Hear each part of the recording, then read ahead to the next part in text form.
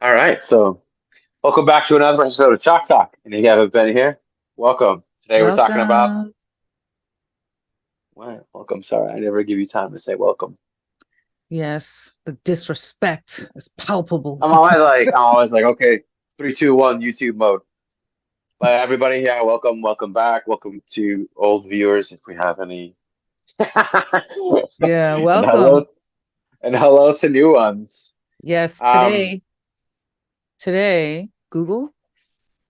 Google, Oh, sorry.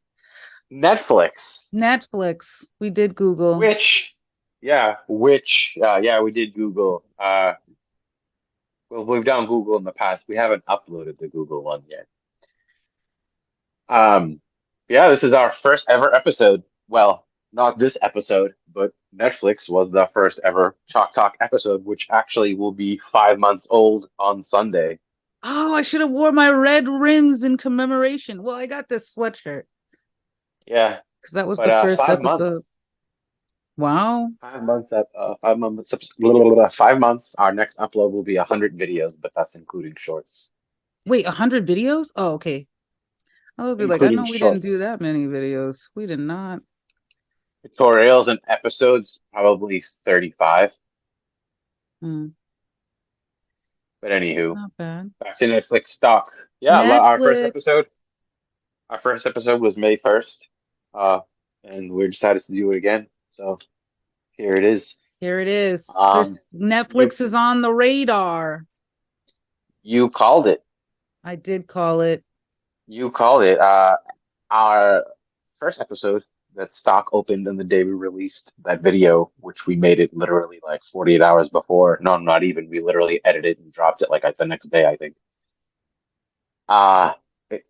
It opened May 1st at $330, 10 cents, and then closed that day at 329.85. Currently trading at 377.51. Yeah, that's the right off the bat we have a $47 difference. Look at that. Nice. So anything new since you're the one that created the OG Netflix episode? Do you have anything for us or I do. I have some news. Okay. So, as we know at this point, Netflix, the last thing we talked about was that they were changing their password and stuff, their password. yes. Um, and just to kind of, I don't want to jump around too much on the dates, but I kind of want to talk about that. So recently, JP Uh-huh. Morgan cut Netflix's price target in trimmed estimates because they're still bearish on the whole increase. It says increased concerns that paid sharing is less impactful than expected. So Hmm. they're Really? yeah, they okay. So JP Morgan analyst Doug Amos cut his December 2024 price target on Netflix to 455 from 505. He also trimmed his Okay. 2024 and 2025 revenue and income estimates for the streaming giant, saying there are increased concerns that paid sharing is less impactful than expected. But as per our last recording, that was not the case. And that has Yeah. not Okay. proven to be the case. But this was posted on the 28th. This was posted yesterday. At the time of this recording, today's the 29th. This was posted 28th. And I'm like, my dude, are you sure? I mean, he's still bullish. 490 is up 100, another $113. But in my opinion, if you ask me, I agree with what I think you're about to say. Mm-hmm. And I haven't seen the numbers like exactly at the Mm-hmm. percentage of any new viewers over the last quarter, but I can tell you I got hit with that new rule. I used to be one of those people who would use other people's One of those Netflix. people. My sister slash brother-in-law. I used to use their account. They had multiple accounts and they didn't care. My sister literally made me like the login and everything with my name. And I used to use it. And then I started watching it here uh at my house and it's strange. So it didn't work on the TV, but I was still able to use the account on my iPad and my iPhone, but I Mm. wasn't able to use it on my TV. But I said, all right, this is kind of annoying, and it's only $15. So Netflix got a new subscriber, and now I spend $15. Yeah. And that seems to be So, like the common sentiment about it. And in addition to that, right? So this other article is Netflix on the rise post writer's strike, right? So essentially, the writer's strike holding up Hollywood has allowed Netflix the space to grow. Is pretty mhm. much what they're saying. I mean, it was about a 5 week strike, but then, I mean, not a 5 week, 5 month ish or so. And then here's another article. It says Hollywood writers won, but Hollywood still can't go back to normal. And both these articles are from the 27th. So basically, the writer strike happens. Netflix has got the leg up because they're technically streaming. They don't really have to work with the Hollywood per se. And then it says the writer strike ended and they conceded to the demands of the, let's see, I want to read it exactly. Hollywood writers have ended their strike in the early morning hours of Wednesday morning as they made a deal with the Alliance of Motion Picture and Television Producers, who is representing the interest of Netflix, the Walt Disney Company, Amazon, Paramount, and Warner Brothers Discovery. In response, Paramount and Warner Brothers Discovery shares rose more than 2% each, and then followed by Netflix and Disney's, whose shares went up 1% and 0.5% respectively. The WGA contract could act as a template for Screen Actors Guild American Federation of Television and Radio Artists to draft its own deal with the studios. So Netflix was doing better with the strike, and then after the end of the strike, it did slightly even better, right? And so streamers like Okay. Netflix will be obligated to provide the guild with statistics such as the numbers of hours streamed both domestically and internationally for both self-produced and high-budget streaming programs. With the new residual implies that high-budget subscription video on demand series and films that are viewed by 20% or more of the service's domestic subscribers during the first 90 days of release get a bonus equal to 50% of the fixed domestic and foreign residual. So, Writers Guild mildly impact Netflix and completely in a positive way. But at least the writers are getting, their fair cut. Well, what they demand, at least. They could probably get paid more, but at least they're getting what they want, right? Uh-huh. And so, I mean, Netflix is just kind of bullish. I mean, they're expanding. They expanded content in Italy. They run into a little skirmish in Germany, but I mean, all they got to do is change their streaming format. But ultimately, they're releasing bangers and making money steadily. Like I said, what did I say last time? I said inflation hedge for Netflix. Hmm. So, Yeah. and as you know, I don't know if you know about One Piece. Do you know about the Yeah. show One Piece? Yeah. So I One haven't Piece watched came. it yet, but I saw the first episode. It's good. I think you'll like it. It's action. It's funny. I mean, I know you don't like watch a lot of fantasy anime, action. but it's fantasy action. I would say fantasy action comedy. But so this one says One Piece is an instant global sensation. And this is, I would have to say, accurate because One Piece is been dominating the charts. I wouldn't say top, but it's up there in in anime popularity globally. And Netflix just pushed that narrative with their live action. And so One Piece is the number one. This was released on the 14th.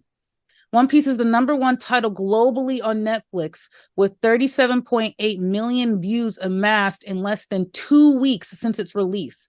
The series reached top 10 in 93 countries and debuted at number one in 46. Certified fresh with 96 audience score on Rotten Tomatoes from 10,000 plus ratings. It is among Netflix's highest audience scores ever. Social media sensation with more than 4 billion search impressions for hashtag One Piece Netflix on TikTok alone. One Piece continues to generate buzz and trend globally across social platforms. Talent, information, following have soared, adding millions of followers over the last couple months. So Netflix knows where to pick and choose what's going to bring in the viewers, bring in the subscribers, because I'm sure many people signed up for Netflix just to be able to watch this show. Just like many people will buy a game console just to play that game if it's exclusive to that game console. Netflix is like making moves. All these companies we're calling are making big moves, strategic big moves, and they know what their audience wants. And what's another thing about this One Piece situation is that they could have, they could have hit big or lost big, but they followed their predecessors of other, shows that went from animation to live action and executed in a way that the fans have been demanding. So they listen to their customers, they do their research, and One Piece has been proven. It's hard to convince like high scoring anime fans, the fans of those animes, that their live action is going to be good, because we've seen a lot of live actions that were not Mhm. good. Dragon Ball Z. But I would say I would say based off of what I've seen on the internet, people are very pleased, and based off the numbers, people are happy with what they're getting. I mean, they went to the sources of the material and had them direct and completely give the input and select their actors. And it's been said that their actors are the characters. Like, people feel like those are the people. Like Inaki Godoy, I think that's his name is, plays the character of Luffy, and that guy's gonna skyrocket. His fame is gonna skyrocket. It's funny. It's Mhm. interesting to see like small actors really get a nice role that just kind of like jet propels Yeah, their career. But yeah, I mean, I feel like I know it's off subject, but I feel like that's gonna happen with the actor Paul. How do you say his last name? Paul Dano, Paul Dano. I don't know how he pronounces his name, but the guy who did Keith Gill oh and yeah, and Dumb Money. Young Yeah, that Money. guy too. I feel like this is gonna be that would be a really good film for his career too. Yeah. But yeah, And then the last piece of news I have for you. And I was actually shocked by this, because I'm like, really? I thought that already happened. That's how much I really pay attention. This was released this morning. Oh, no, this was released this morning, and another one was released last night. But basically, Netflix has stopped shipping DVDs. No more red envelopes for I thought they did Netflix. that They're years ago. done. Today, no. I think, yeah, today was the last mailed envelope. It says streaming giant has shipped its final DVD this morning and releases a video commemorating the era when Netflix came in the mail. Netflix has mailed out its last red DVD envelope. And I'm like, wow. Yo, I wonder if they could like confirm, it was the last one, and then someone's gonna like sell it and buy an auction, but like the last ever shipped Yeah. DVD, Netflix DVD, No 5,000. lie, people will want to buy that in the future. And when I was younger, I didn't understand the value of holding on to things that other adults found. I wasn't thinking about that. But if you I have was some that kid. red envelopes and you still have them, they're a piece of history. Piece of I was history. that kid. I was like, this one thing happened.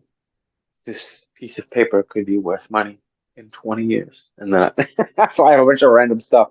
I was not thinking like that as a kid. I was like, "Who? Let's play." And then, attention diverted. Next thing. So yeah, so the streaming giant on Friday published a blog commemorating its legacy DVD by mail business, which will end its operations today, of this day. In 29th September 1998, we 2023. delivered our first DVD. This morning, we shipped our last. The first DVD shipped 25 in, years. yep, in 1998 was a copy, and I love this. The first shipped DVD was a copy of Tim Burton's Beetlejuice. The final Oh, envelope wow. contained a DVD copy of the 2010 film True Grit, directed by Joel and Ethan Coen. So, first Cohen. DVD, Beetlejuice, last DVD, True Grit. And you know what? I haven't seen True Grit, but Beetlejuice is a classic. Maybe True Grit is a classic. I don't know anything about it. Maybe other people I do. don't know anything about it. I'm not sure. Yeah. So let's see. It's was like our goal. He said our goal has always been to provide the best service for our members, but as the DVD business continues to shrink, that's going to become increasingly difficult. Co-CEO Ted Sarandos wrote in a blog in April. So yeah, its DVD business has also declined significantly in recent years. In 2021, Netflix's non-streaming revenue, mostly attributed to DVDs, amounted to 0.6% of its revenue, or just over 182 million. And I don't have a DVD player, so I gave my Uh, PlayStation 2 to my siblings. So there we are. okay. Yeah, I still have all my, well, not all of mine, but I still have like all of my DVD, like classic movies on DVD. Yeah, I don't have any DVDs left. I just found the box when I was going through all of my old stuff. I have like two boxes, like all of like, but they're all like really good. They're not just like, oh, some random movie. It's like Willy Wonka, The Godfather, like good classic You movies. know what? That's a lie. I do have maybe three or four. I have Training Day with Denzel Washington. King Oh, I have Kong that, yeah. ain't got nothing on me. And then I have Eat, Pray, Love. And then I think I have Vicky Cristina in Barcelona, which was an interesting film. But those are the only three I have. So never to Yeah. be watched, no player. It's so strange to have lived with the birth and death of a part of an empire shipping. Yeah. So So, so yeah, Netflix is on the rise. What do you have for us in the financials? Anything good? Other than the I'm analyst very, cut, it's still bullish. I'm bullish. I'm bullish, but So I'm bullish not for multiple reasons. And based off of my personality traits, if I was a stock or a company, I'd be Netflix. okay. Because Netflix is like all or nothing. Nice. Like literally, when you look at their numbers, it's like, which we're gonna go through in a minute or so. But Mm-hmm. when you look at Netflix numbers, Mm-hmm. it's either like wow or like whoa, what's been happening? Like they literally either have like crazy positive numbers for like quarters and quarters and quarters, or it's just like negative, negative, negative, negative, negative, negative, negative, negative. Like, but yeah, we'll get into it. So I found that really interesting. Usually, like most companies have pretty somewhat consistent, whether they're like horrible, mediocre, or really good numbers for like a couple of quarters. We're like, oh, they had a couple bad ones and now they're recovering some good ones. Yeah, no, I'm gonna really reiterate again. Netflix is strange when it comes to their numbers. So, as I said, our first episode, May 1st, Netflix, we opened at 3:30.10 and closed at 3:29.85. As we speak, the stock is currently trading for 376.52 as of 1 p.m. on the dot, EST September 29th. Mm-hmm. It has a 52-week high of 485, which it hit in July on July 20th. It hit its 52-week high. So 11 weeks after our first episode, the stock ran roughly $158 Mm-hmm. a share. Um, it had its 52-week low of 211.73, which I believe was towards the beginning of the year, like quarter 1. Currently, my company has a market cap of 167 billion. It has a 443.15 million shares outstanding. And then the more important for us retail investors, it has a free float of 437.17 million shares. Okay. Its next earnings is coming up very, very, very soon. The next earnings report, they actually have an exact day. Most companies, well, a lot of companies, uh, kind of give you a range. Netflix has an exact date right now of October 18th, and it will be released after hours. So we're looking Yeah, at that's gonna about be a banger. I'm gonna just guesstimate. That's gonna be a banger mm, because they have it's some good stuff expected. coming out, as I can It's expect see. Yeah, it's expected their earnings are going to slay on the 18th after hours, October 18th. Uh, so like we talk about all the time, which I like usually likes to start off with earnings, the PE ratios, PE, TTM, trailing 12 months, very high, 40.07, based off of a lot of negative numbers uh, from like literally the last 5 quarters, um, minus a few things. Uh, their last quarters, their last earnings report, quarter two, they killed it. Mhm. So now their EPS moving forward, FWD forward, they're expected their numbers are going to be significantly better. Their moving forward PE ratio is 9.41. So that's just screaming, buy me, buy me. Uh, Analyst ratings through 42 different analysts, the average is a strong buy at with 34% strong buy, 24% buy. So between the two, we get about a 58% buy to strong buy, a 37% hold, and the last but not least, well, least underperformer is 5%. So um, analyst price targets. On the current price, they say you'll have about on the high end, 59% ROI, return on investment, of a high of 600 per share.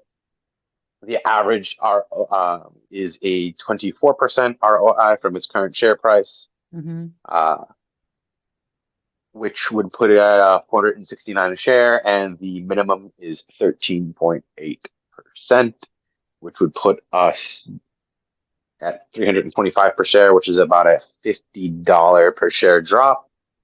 As of the current price being traded, actually Netflix is now negative by 6%. Yeah, to get into the income statement, their income statements are pretty solid. Um, Yeah. Last quarter they had a plus 3.24%.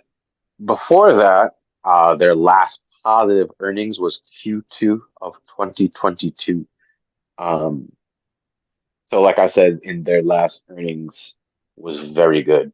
Uh, it's been some while since they've had as a good earnings as they did in Q2 of 2023. Mhm. Like I said, their last positive income statement was Q2 2022. Um,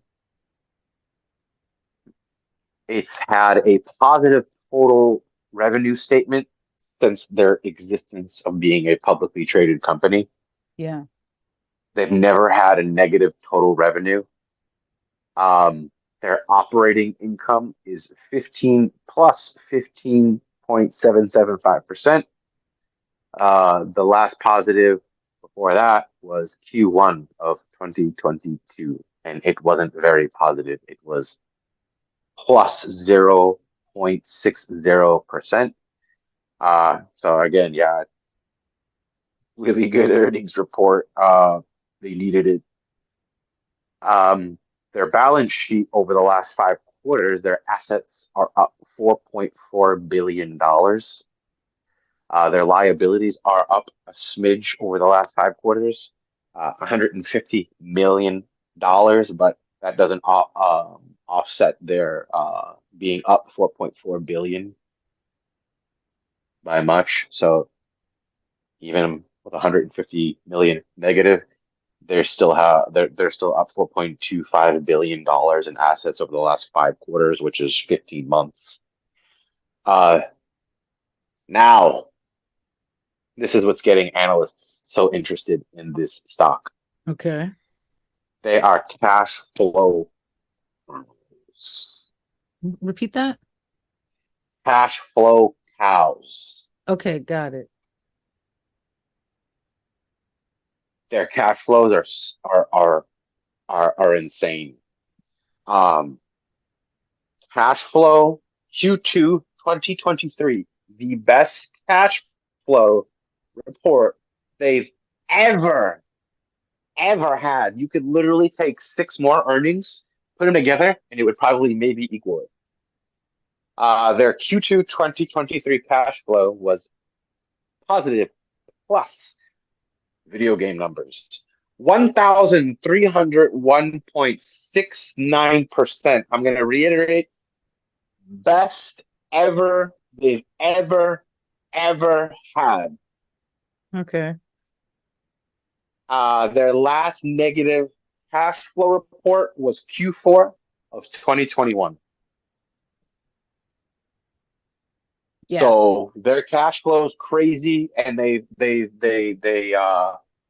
that's positive for them. Their income statement super positive.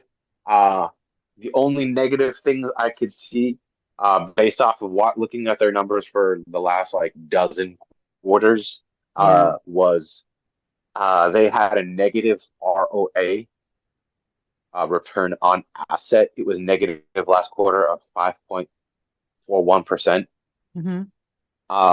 Their last positive return on asset ROA was Q3 2021, but it was a very good one at plus 66.35%.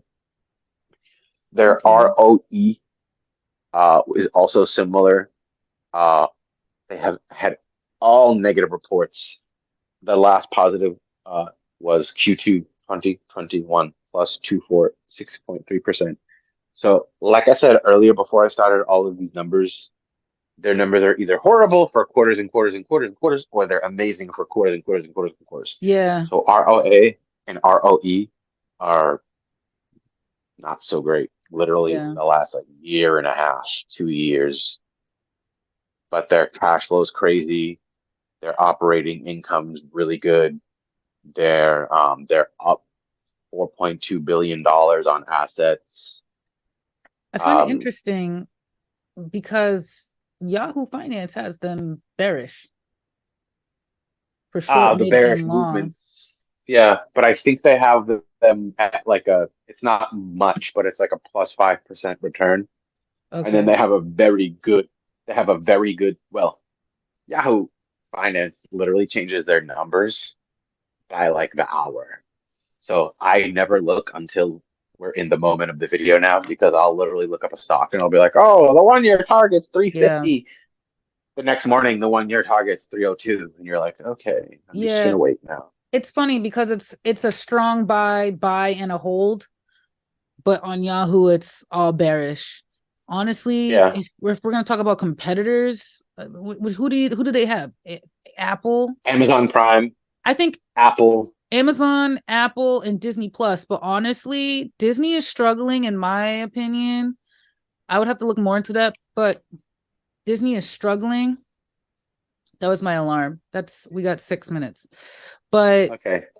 um I think their top competitor is Apple. I think is really producing some They have that movie coming content. out with Joaquin Phoenix about I Napoleon want to Bonaparte. see that, and I don't have Apple TV, and I need to see Joaquin Phoenix as I Napoleon. have I have Apple TV, actually free until November 5th.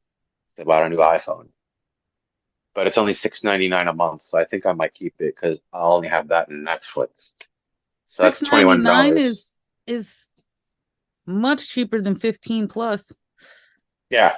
but Um, Netflix but yeah, is those are the two I think. Apple and Netflix. But yeah. yeah. Um, but yeah, just to close up these numbers, they've had a negative debt to asset since their earnings have started, since they were a publicly traded company. So they have a problem uh, with their debt to assets and return on assets. But their assets are up $4.2 billion over the last 5 quarters. And then just the last two important numbers to throw out there for the audience interested is debt to asset 55% and they have a net margin overall of 18.17%. And their cash flow is insane. Yeah.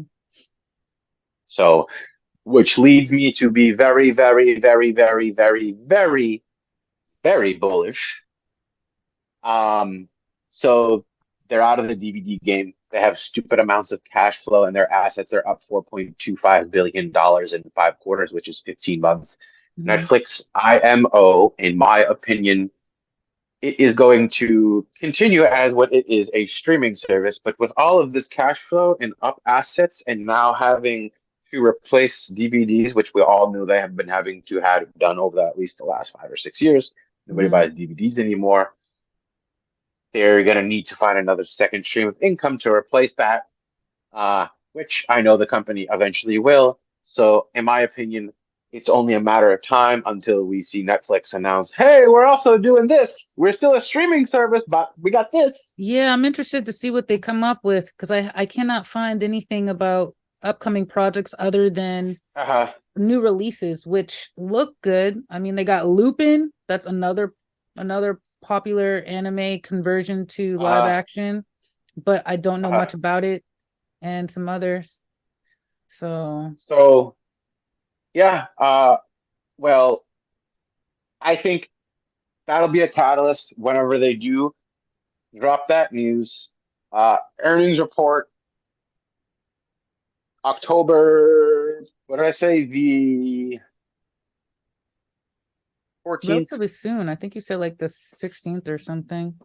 18th, October 18th. 18th. Earnings reports expected to kill it. Uh, Down from 40.07 to expected forward earnings of 9.41%. Mm-hmm. People are expecting this to, so am I. I'm bullish, not financial advice. I see this by quarter 1, 2 next year. I'm bullish. Netflix, $550 stock all day. Really? I wonder if they will split before then. Because how often do these Ah, kind of like small consumer companies, they have to make their stock accessible. 500 is, true, but true. I see it high. ripping Mhm. and then maybe doing a 5-to-1 split, $150 No, wait, 5-to-1 split. at 500 Okay, maybe, hundred okay. bucks a share. Puts it around Google price. Puts it around a 3M average person. Hey, I'll buy 1,000. I'll buy 10 shares for a It, thousand bucks. that's just speculative. Not to say that That's a all stock split is speculative. going to happen, but this Uh, is just to clarify. usually when stocks break that like 400 or 500, that's when people, all right, cool, let's all pull our profits. Company announces a split. Here you go, everybody. Yeah. But I mean, let's for me to close it up on my end, I'm super super bullish. Uh, I'd say we do a Netflix update uh In a few after months. earnings, Oh, few after months. earnings. No, after Yeah, earnings, let's see where the stock goes. Uh, I'm looking at its so yeah, 5-year I'm bullish. all-time high. October 1st, 2021, $690.31. Yeah, Almost a $700 stock. So I'm curious to see what will happen in 2025. I'm gonna kind of place that as where it for might go up. 2024, next year. 2025.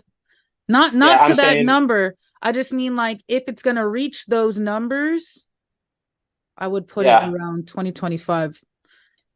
I Not think they're not any gonna not particularly because anything's wrong with the company, just the economy overall. So yeah maybe when maybe we'll get a stock market rally early 2025. I want to say yeah. mid Well, I mid to mean, early. this stock ran